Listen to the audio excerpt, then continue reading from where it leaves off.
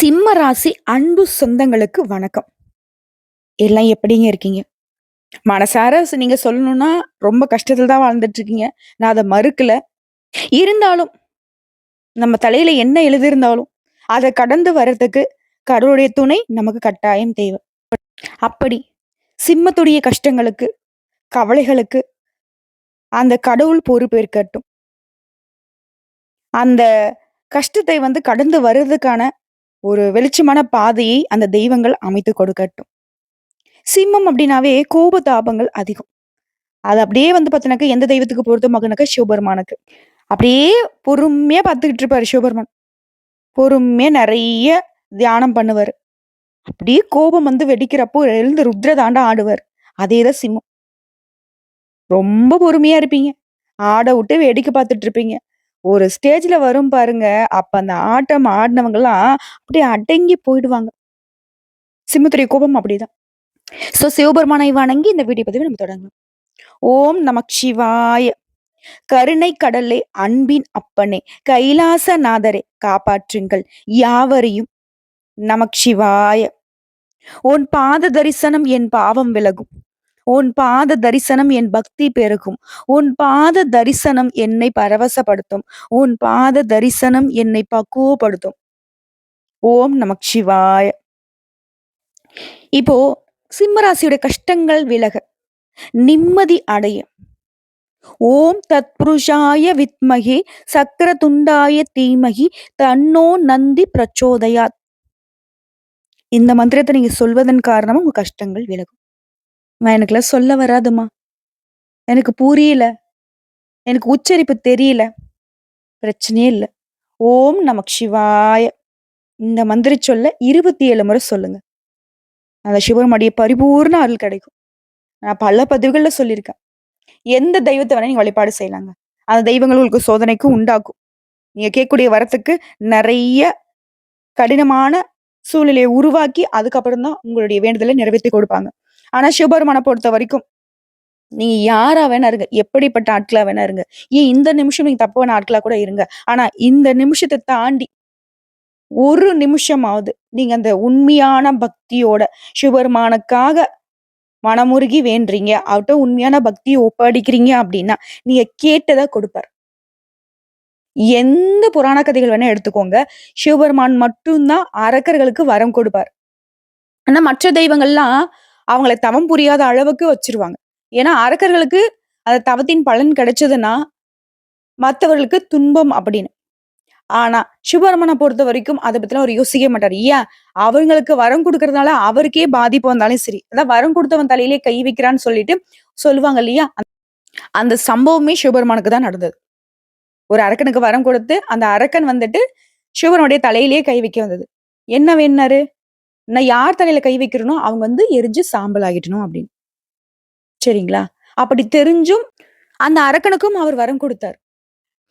இப்போ ஒரு தவறான நோக்கத்துக்காக வழிபாடு செஞ்சவங்களுக்கே அவங்களுடைய வேண்டுதல்கள் நிறைவேற்றப்படுது அப்படின்னா, உண்மையான நோக்கத்தோட அந்த சிவபெருமான் நோக்கி நம்ம வழிபாட வச்சா கட்டாயம் அவர் நிறைவேற்றி கொடுப்பாருங்கிறத உணர்ந்து வழிபாடு செய்யும்.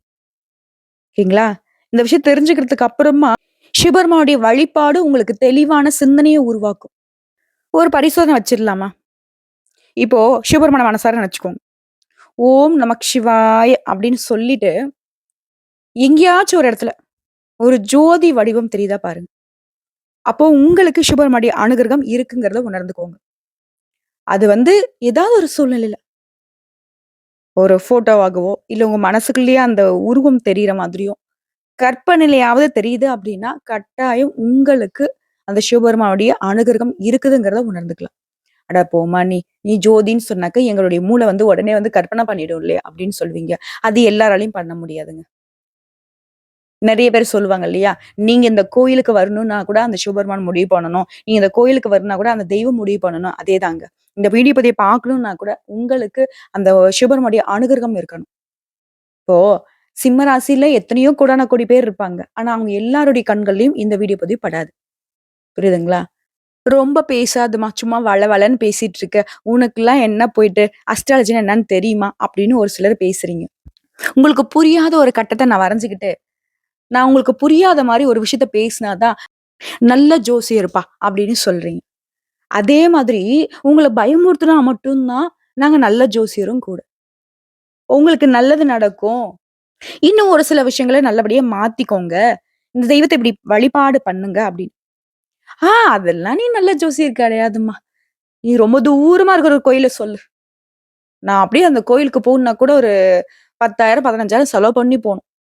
அங்க போயிட்டு நான் ஒரு ரூ. 20,000 நான் வந்து பரிகாரம் பண்ணணும்.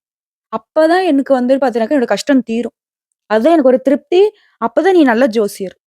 புரியுதுங்களா? நீ என்ன சும்மா மனச வந்து தூய்மையா வச்சுக்கோ. நீ சாமிய கும்பிடு.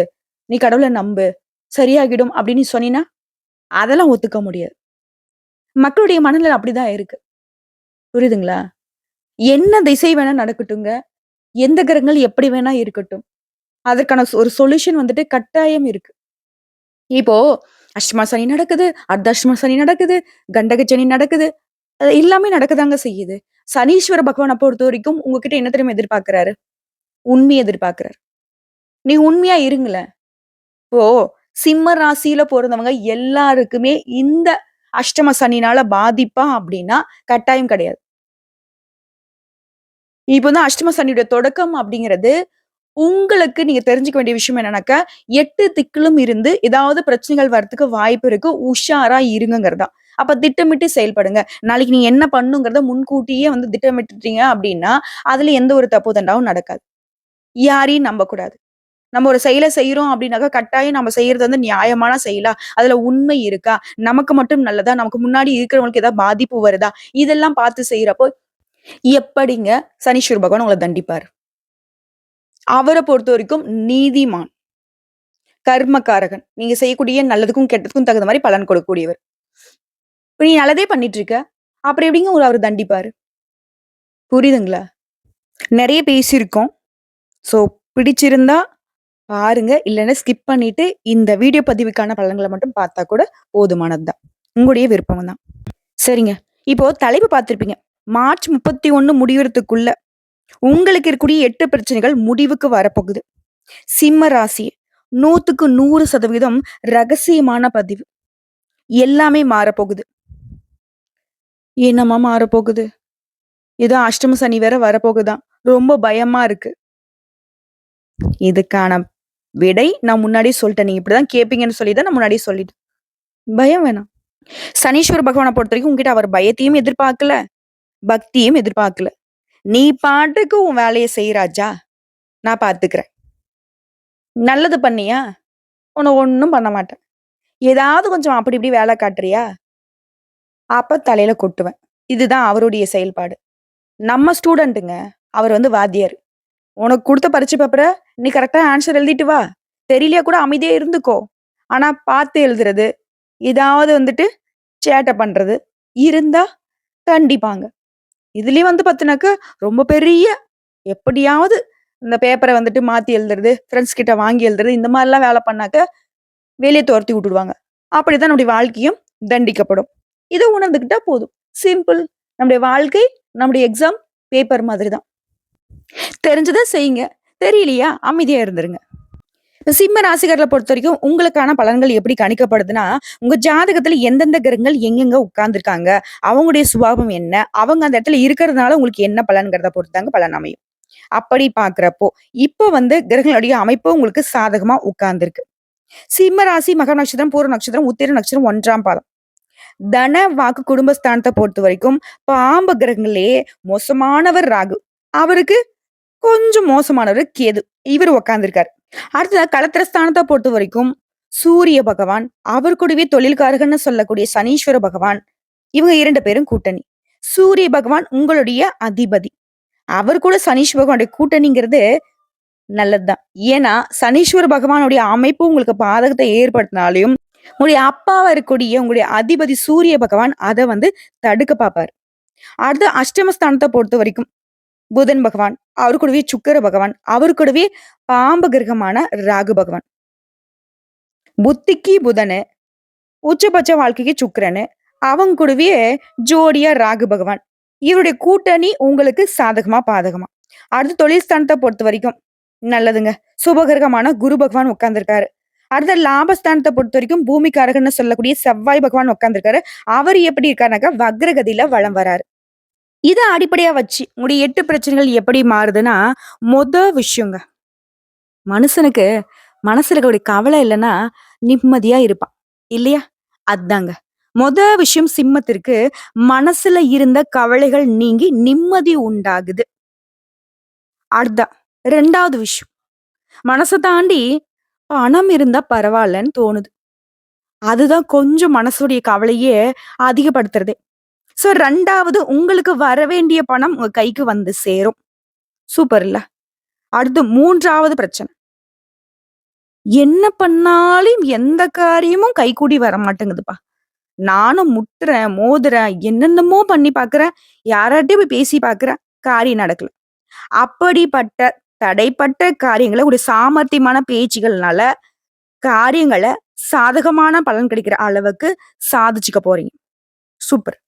அடுத்தது ரொம்ப நாள் கனவுங்க. வீடு கட்டணும், கல்யாணம் பண்ணணும், நல்ல வேலை வாங்கணும், வெளிநாட்டுக்கு போகணும், குடும்பத்துல எல்லாரையும் சந்தோஷமா வச்சுக்கணும்.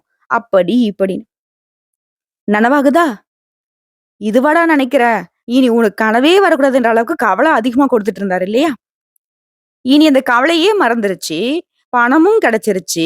நம்ம எடுத்த காரியங்களும் கைகூடி வருது. அப்போ நம்முடைய பல நாள் கனவுகள் இப்ப நனவாக போகுது. 4வது பிரச்சனை சூப்பர்.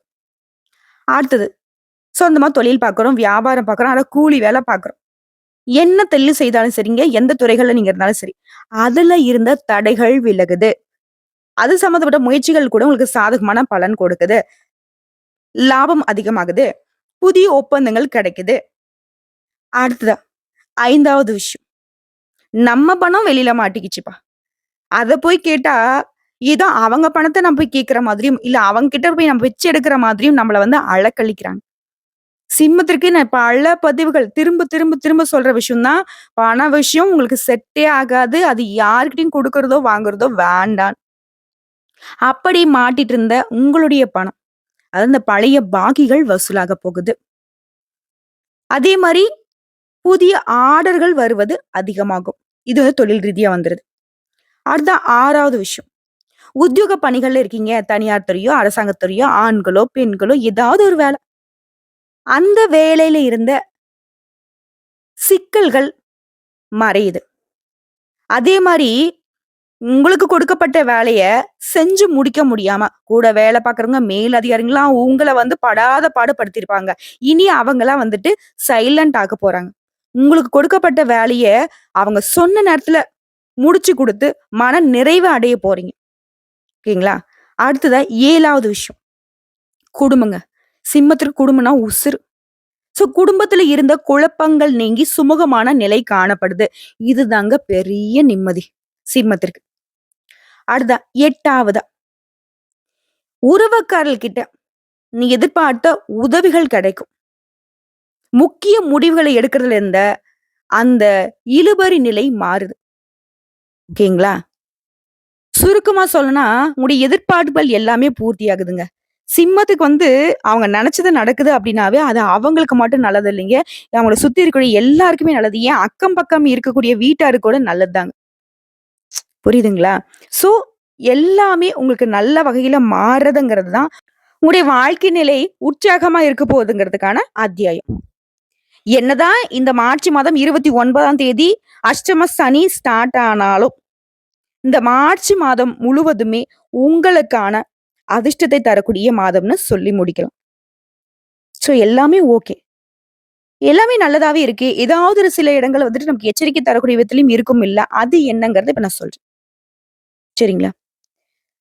அடுத்ததா பெண்கள பொறுத்தவரைக்கும், ஒரு திறமையான பேச்சுக்களின் மூலம் காரியங்களை எல்லாத்தையுமே வெற்றிகரமா செஞ்சு முடிச்சுக்க போறீங்க. அடுத்ததா சுக்கிர பகவானுடைய சஞ்சாரத்தினால கலைத்துறையில இருக்கிறவங்க, கலைத்துறை சார்ந்த துறைகள்ல இருக்கிறவங்க, நல்ல முன்னேற்றத்தை பார்க்க போறீங்க. இதுவே அரசியல்வாதிகளா இருக்கீங்க அப்படின்னாக்கா, நீங்க கொடுத்த வாக்க கொஞ்சம் காப்பாத்த முடியாம திண்டாட வேண்டிய சூழ்நிலை ஏற்படலாம். இதனால என்ன பண்ணணும்? இது அரசியல்வாதிகள் மட்டும் இல்லைங்க. சிம்ம ராசி சேர்ந்த எல்லாருக்குமே சொல்றேன். ஆண்கள், பெண்கள், சின்னவங்க, பெரியவங்க எல்லாருக்குமே யாருக்கும் வாக்கு குடுக்காதீங்க. பணம் கொடுக்காதீங்க. யாரையும் நம்பாதீங்க. புரியுதுங்களா? இந்த 3 விஷயத்த எப்பவும் செய்யாதீங்க. அடுத்து மாணவர்கள பொறுத்தவரைக்கும், பாடங்கள படிக்கிறதுல நீங்க எதிர்பார்த்தது போலவே எளிமையா இல்லாம கொஞ்சம் கடினமா இருக்கும். ஆனா கூடுதல் முயற்சி எடுத்து உங்களுடைய சந்தேகங்கள டீச்சர்ஸ் கிட்ட கேட்கறது, ஸ்டூடண்ட் கிட்ட கேட்கறது, இப்படி படிப்புல ஆர்வத்த அதிகப்படுத்திட்டீங்க அப்படின்னா, முயற்சி பண்றீங்க அப்படின்னாக்க, அதிக மதிப்பெண்களை பெறதுக்கு வழிவகுக்கும். வெற்றி நிச்சயம். அடுத்தடுத்து சொல்லனாக்க, நீண்ட கால பிரச்சனைகள்ல இருந்து இப்ப விடுபட போறீங்க. அதே மாரி வேலை பார்க்கக்கூடிய இடங்கள்ல மூத்தவங்களும், தனிப்பட்ட வாழ்க்கையில நண்பர்களும் உங்ககிட்ட அன்பா இருப்பாங்க. அதே மாரி முதலீடுகள் செய்யக்கூடிய பணத்துல இருந்து நெறைய நன்மைகளை பெற போறீங்க. கமிஷன் ஒப்பந்தம், வெளிநாடு தொடர்பான வேலை பார்க்கிறவங்க, உங்களுக்குலாம் இந்த நேரம் வந்துட்டு ஒரு சிறந்த நேரம்னே சொல்லலாம். எல்லா வகையிலுமே உங்களுக்கு லாபம் உண்டு. அதே மாரி வெளிநாட்டுக்கு போகணுங்கிற உங்களுடைய கனவுகள் எல்லாமே இப்ப நனவாக போகுது. புதுசா நிலம் வாங்குறது, வீடு கட்டுறது, இது சம்மந்தப்பட்ட ஒப்பந்தங்கள்ல நீங்க நெறைய நன்மைகளை பெற போறீங்க. அதே மாரி வண்டி, வாகனம் வாங்கக்கூடிய யோகம் இருக்கு. உங்களுடைய கனவுகள் நனவாகுது. குடும்பத்தோட மகிழ்ச்சியான நேரத்தை செலவிடக்கூடிய அளவுக்கு உங்களுக்கு அதிர்ஷ்ட வாய்ப்புகள் கிடைக்க போகுது. இப்ப இன்னும் விரிவா நான் சொல்லணும்னா, அரசர் மாரி ஆட்சி பண்ணக்கூடியவங்க சிம்ம ராசிக்காரங்க. இவங்க இருக்கக்கூடிய இடத்துல அடிமட்ட தொழிலாளியா இருந்தா கூட சரிங்க. மேலிடத்துல கூடிய பெரிய அதிகாரி கூட இவங்கள தெரியும். ஏன்னா, அந்த அளவுக்கு உங்களுடைய செயல்பாடுகள் பளிச்சிரும். உங்களுடைய ராசிநாதன் உங்க ஜாதகத்துல 7ஆம் இடத்துல இருக்காருங்க. இதனால பணத்தட்டுப்பாடு காரணமா உங்களுக்கு இருக்கக்கூடிய நெருக்கடிகள் மறையுது. குடும்பத்துல யாருக்காவது ஒருத்தவங்களுக்கு மாத்தி, மாத்தி மருத்துவ செலவு செஞ்சுட்டே இருந்தீங்க இல்லையா? அந்த நிலையில மாற்றம் உண்டு. இவரை தொடர்ந்து சந்திர பகவானுடைய சஞ்சாரம் உங்க தொழிலுக்கு ஏற்றத்தை கொடுக்குதுங்க. அடுத்து செவ்வாய் பகவான் உங்க ஜாதகத்துல 11ஆம் இடத்துல இருக்காரு. இதனால அக்கறையோட தங்க நகைகளை வாங்குவீங்க. மனைவி மக்களால மகிழ்ச்சி அடைய போறீங்க.